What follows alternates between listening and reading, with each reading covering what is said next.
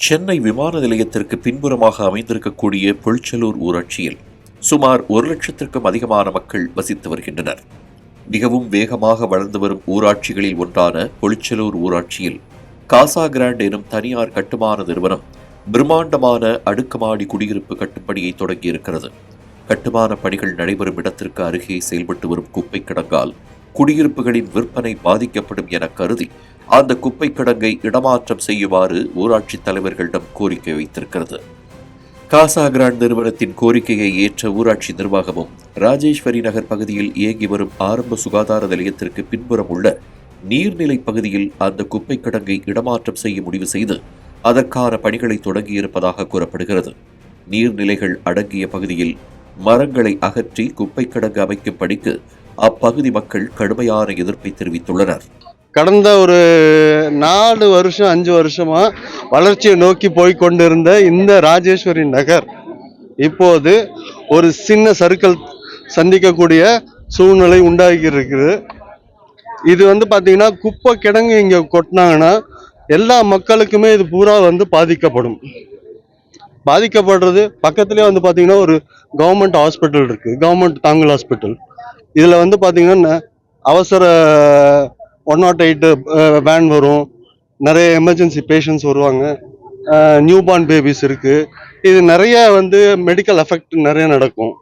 அவங்களுக்காக நான் இங்க பேச வந்திருக்கேங்க. ராஜேஸ்வரி நகரில் இயங்கி வரும் ஆரம்ப சுகாதார நிலையத்திற்கு நாள்தோறும் ஏராளமான நோயாளிகள் மற்றும் பொதுமக்கள் வந்து செல்லும் நிலையில் அதற்கு அருகே குப்பை கிடங்கை அமைப்பது நோயாளிகளுக்கும் பொதுமக்களுக்கும் சுகாதார சீர்கேடுகளை ஏற்படுத்தும் என பொதுமக்கள் புகார் தெரிவிக்கின்றனர். 10,000த்திற்கும் அதிகமான குடியிருப்புகளுக்கு மத்தியில் அமையவிருக்கும் இந்த குப்பை கிடங்கால் நிலத்தடி நீர் மாசுபடும் என்கிறார் 7வது வார்டு உறுப்பினர் ஷர்மிளா கிருஷ்ணமூர்த்தி. இதுக்கு முன்னால் காசா கிராண்டுன்னு இங்கே ஒரு பில்டிங் கன்ஸ்ட்ரக்ஷன் நடந்துட்டு இருக்கு. அதுக்கு முன்னாடி அங்கே தான் குப்பை கொட்டிட்டு இருந்தாங்க. இப்போ அங்கே எதுவும் மாசுபடக்கூடாது அப்படின்னு சொல்லிட்டு இங்கே அந்த இடத்த இங்கே மாத்துறாங்க.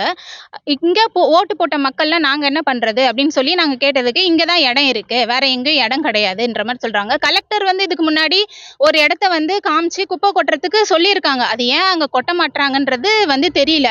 ஆக்சுவலாக அவங்க மக்கள் போராட்டம் பண்ணுறாங்க, இது பண்ணுறாங்க அப்படின்ற மாதிரி எங்களுக்கு எக்ஸ்பிளனேஷன் கொடுக்குறாங்க.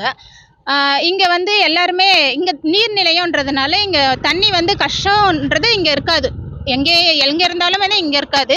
எல்லாரும் இங்கதான் தண்ணி எடுக்கிறது எல்லாமே பண்ணிட்டு இருப்பாங்க. இங்க அமைச்சாங்கன்னா தண்ணியும் ப்ராப்ளம் வரும். இங்க வராங்க பிரசவம் பார்க்கறதுக்கு இங்க எல்லாரும் வராங்க. நோய் தொற்று நிறைய பாதிக்கிறதுக்கு வாய்ப்பு இருக்கு.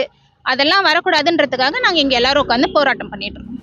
கோடிக்கணக்கான ரூபாயை செலவு செய்து தனியார் நிறுவனம் கட்டும் அடுக்குமாடி குடியிருப்புகளுக்காக பொதுமக்களை பாதிப்புக்குள்ளாக்குவது எந்த வகையில் நியாயம் என்ற கேள்வியும் அப்பகுதி மக்கள் மத்தியில் பரவலாக எழுந்திருக்கிறது. ஏற்கனவே இங்கே நிறைய கொசு தொல்லை இருக்குது, எல்லா ப்ராப்ளமும் இருக்குது. குப்பை போட்டால் எங்களுக்கு இன்னும் ப்ராப்ளமாக இருக்கும். சின்ன சின்ன குழந்தைங்கள்லாம் இருக்காங்க, ஏற்கனவே வீசிங் ப்ராப்ளம், அந்த ப்ராப்ளம், நிறைய ப்ராப்ளம் இருக்குது. அதனால இன்னும் இது ரொம்ப பொல்யூஷன் ஜாஸ்தி ஆகிடுச்சுன்னா எங்கள் பசங்களுக்குலாம் ரொம்ப அஃபெக்ட் ஆகும்னு நாங்கள் ஃபீல் பண்ணுறோம். ஆரம்ப சுகாதார நிலையம் அருகே அமையவிருக்கும் குப்பை கிடங்கை இடமாற்றம் செய்ய கோரி பலமுறை புகார் அளித்தும் எந்தவித நடவடிக்கையும் எடுக்காத ஊராட்சி நிர்வாகத்தால் பொதுமக்கள் ஒன்று கூடி போராட வேண்டிய சூழலுக்கு தள்ளப்பட்டுள்ளனர். பொதுமக்களின் பக்கம் நிற்க வேண்டிய அரசு நிர்வாகமே தனியார் நிறுவனத்தின் பக்கம் நின்றிருப்பது ஒட்டுமொத்த மக்கள் மத்தியிலும் கடும் அதிருப்தியை ஏற்படுத்தியுள்ளது. 10 கோடி பார்வையாளர்களை கடந்து வெற்றி நடை போடும் தமிழ்ஜனம் தொலைக்காட்சியின் யூடியூப் பக்கம் ஆதரவளிக்கும் நல்லுள்ளங்களுக்கு நன்றி. தேசம் காக்க தெய்வீக தமிழ் வளர உடனே சப்ஸ்கிரைப் செய்யுங்கள் தமிழ்ஜனம் யூடியூப் சேனலை.